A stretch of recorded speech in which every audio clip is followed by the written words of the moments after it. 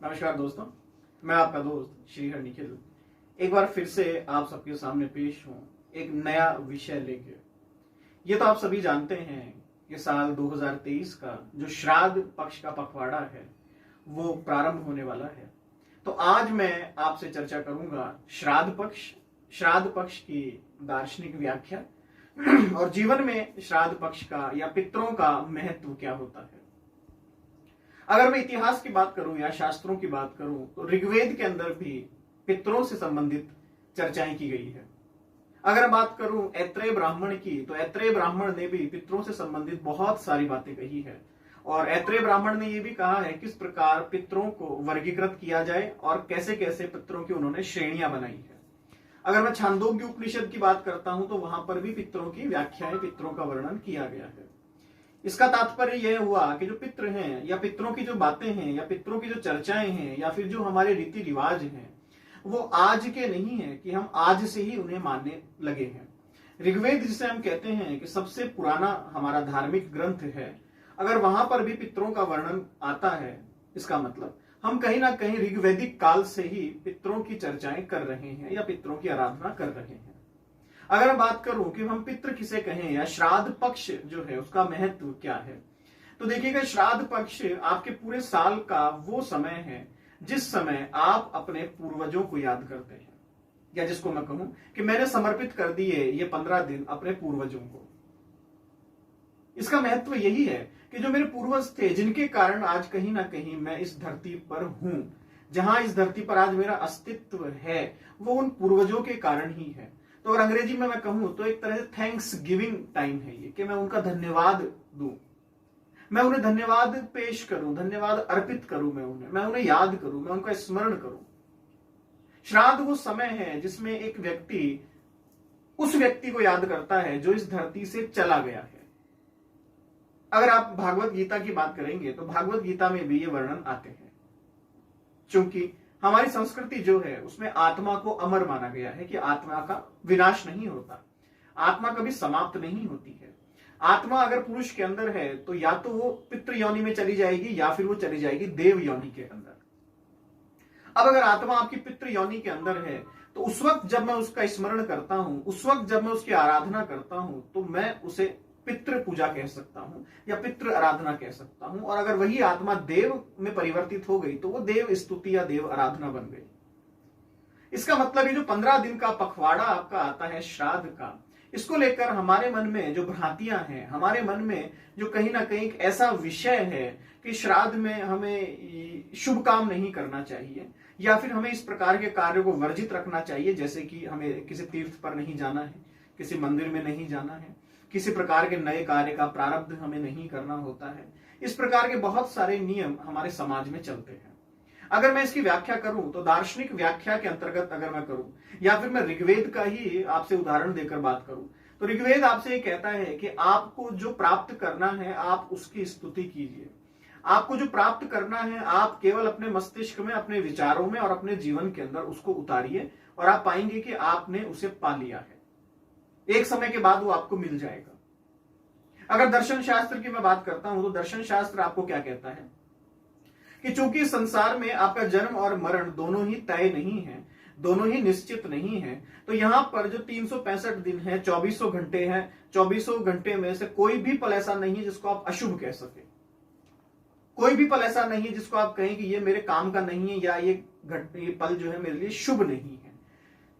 दर्शन शास्त्र कहता है कि वही समय अशुभ है जिस समय आप इस धरती से चले जाएं, क्योंकि उसके बाद आप कुछ कर नहीं सकते हैं। वही समय शुभ है जिस समय आपकी श्वास चल रही है, बस। ना ही तो इसके अलावा कुछ शुभ है, ना ही इसके अलावा कुछ अशुभ है।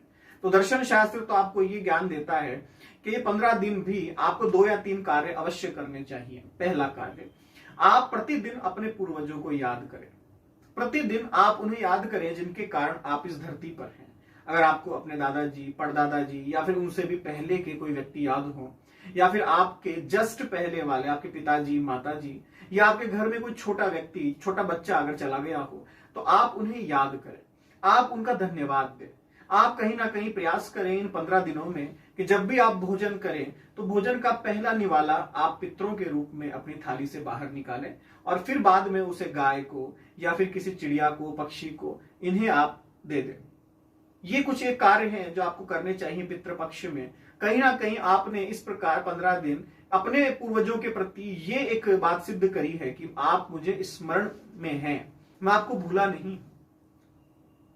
ये निवाला रखने से अगर आप साइंटिफिकली देखें तो मैं ये नहीं कह रहा कि निवाला रखने से ये निवाला उनको प्राप्त हो जाएगा, नहीं। उनको जो प्राप्त होगा वो होगी आपकी श्रद्धा। क्योंकि जब आप निवाला तोड़कर अपने हाथ में रख रहे हैं तो 2 मिनट, 2 सेकंड या 2 सेकंड से भी कम समय कहीं ना कहीं आप अपने पूर्वज को याद कर रहे हैं। वो आपने उन्हें याद किया, यही उनका भोजन है।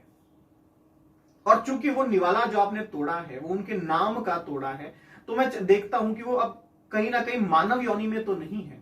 हो सकता है वो किसी पशु योनि में हो सकता है किसी और पितृ योनि में हो सकता है किसी और भी योनि में हो। तो मैं इस प्रकार से एक जानवर को, एक पशु को, एक पक्षी को दे करके मैं ये मानता हूं कि मैंने कहीं ना कहीं उन्हें एक निवाला दे दिया, मैंने उन्हें याद किया, ये मेरे स्मरण में थे। तो ये 15 दिन एक तो आप ये कार्य कर सकते हैं। दूसरा, इन 15 दिनों में अगर आप करना चाहें तो जितनी स्तुतियां करना चाहें, पाठ करना चाहें, पूजा करना चाहें, साधना करना चाहें, आप कर सकते हैं। क्योंकि इस समय पर आपको आपके पितरों का आशीर्वाद स्वतः ही प्राप्त हो जाता है। तीसरा, अगर आप जाना चाहें तो किसी तीर्थ स्थान पर जा सकते हैं, किसी मंदिर में जा सकते हैं। कोशिश कीजिए कि पूरे 15 दिन में लगातार मंदिर में जाऊंगा और मेरे मंदिर में जाकर के मेरे ईश्वर को भी याद करूंगा और मेरे पूर्वजों को भी याद करूंगा, ताकि मैं एक रिचार्ज हो जाऊं, मेरे अंदर एक एनर्जी आ जाए जो कि मेरे पूर्वजों की एनर्जी है। और देखा जाए तो एनर्जी सच में आपके पूर्वजों की ही आपके अंदर है। जब आप उस एनर्जी को पकड़ने की कोशिश करेंगे, जब आप उस एनर्जी को जानने का प्रयास करेंगे, तो कहीं ना कहीं वो अपने आप स्वतः ही एक्टिवेट हो जाएगी और आप खुद को बहुत ही स्फूर्तिदायक महसूस करेंगे। तो आप मंदिर में जाकर के, मान लीजिए अगर आप शिव भक्त हैं मेरे तरह, तो आप शिवलिंग के ऊपर जब आप एक जल चढ़ाते हैं, एक लोटा चढ़ाते हैं, तो लोटा चढ़ाने के बाद जब आप ईश्वर को याद करते हैं तो उसके बाद आप अपने पितरों को भी याद करें।